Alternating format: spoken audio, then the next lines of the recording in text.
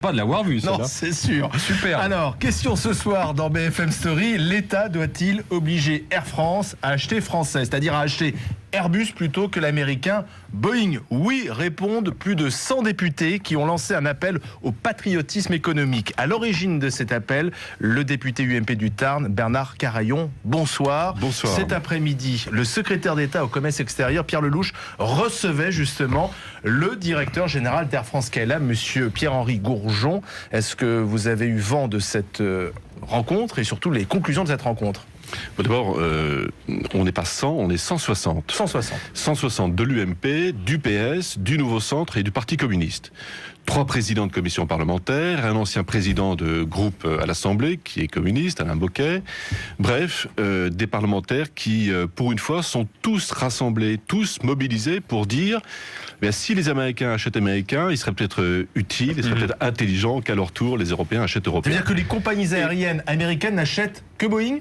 Pour les longs courriers, United Airlines et American Airlines ont acheté environ 80 à 100% d'appareils américains. On ne peut pas leur reprocher, c'est comme ça. Certains Européens jouent la carte de l'Europe. C'est le cas des Espagnols avec Iberia, qui a 100% de long courrier Airbus. C'est le cas des Allemands, qui ont 60 à 70% d'Airbus également dans les longs courriers. Air France fait exception. 30% simplement d'Airbus. Et il y a quelques jours, il y a une dizaine de jours, j'ai appris que Air France s'apprêtait à choisir une centaine de longs courriers, également Boeing. Le nouvel appareil de Boeing qui est, paraît-il, plus économe d'ailleurs en carburant, ce qui serait l'une des raisons du choix. Nous ne sommes ni les uns ni les autres des experts. Justement, il faut faire confiance à Air France.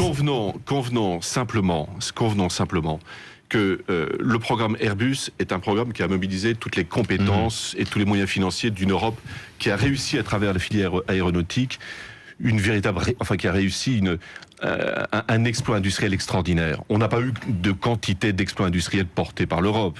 À part le spatial et l'aéronautique, il n'y a rien d'autre. Bon. C'est un projet de l'ordre de 15 à 20 milliards d'euros. C'est-à-dire qu'un succès commercial aujourd'hui pour Airbus va générer les investissements de demain, c'est-à-dire permettre à Airbus de consolider son avance sur ses grands concurrents, soit traditionnels comme Boeing, soit nouveaux comme les concurrents chinois ou brésiliens qui vont émerger dans les années qui viennent. Donc il est indispensable aujourd'hui que Air France ne puisse plus être suspecté d'être en quelque sorte Air Boeing, mais de faire le choix européen qui est celui de la solidarité, qui est celui des compétences et qui est celui, je dirais, de l'espoir porté par des ouvriers, par des ingénieurs et par des territoires qui ont fait le succès d'Airbus. Logique, l'entreprise française doit acheter français. Eh bien, ça veut dire que les entreprises étrangères n'achèteront plus français. 25% des salariés français travaillent dans des filiales françaises du groupe étranger. Donc ça veut dire que pour eux, c'est bientôt le chômage. Si on suit cette logique économique de protectionnisme, de patriotisme économique. Non. D'abord, défendre ses intérêts plutôt que ceux des autres, c'est un principe de bon sens.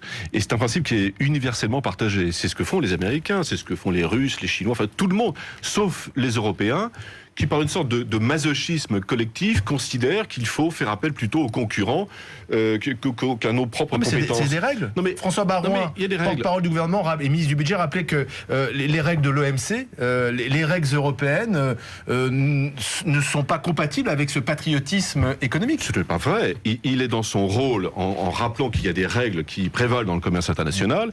Je ne les conteste pas et aucun des 160 co-signataires de ma pétition ne le conteste. Simplement, nous rappelons à Air France que cette compagnie est historiquement liée à son pays. L'État a 15% d'Air France. 15%. Le contribuable a soutenu Air France lorsque cette compagnie était en déficit, il y a quand même pas très longtemps.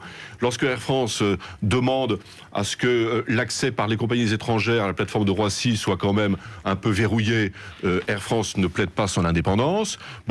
Et puis permettez quand même aux élus de France, toutes tendances confondues, et au gouvernement de la République, de se rappeler qu'il y a des ouvriers français. Élus du Tarn qui plus est, non loin de la région d'Airbus et de Toulouse. Et alors, je suis dans mon rôle, monsieur. Je suis pas payé par le contribuable américain, je suis pas élu par des citoyens américains, mais en revanche, je suis porté aussi par l'espoir ou par les difficultés des gens qui vivent dans mon pays.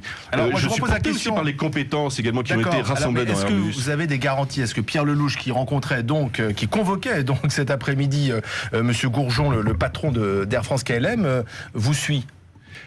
Le gouvernement a suivi effectivement le mouvement que j'ai engagé. Donc on va acheter du Airbus. Je suis convaincu. C'est parce qu'on dit qu'au finalement ça va être du 50-50. Je suis convaincu. 50% d'Airbus, 50% de Boeing. On est parti, ce serait déjà pas si mal.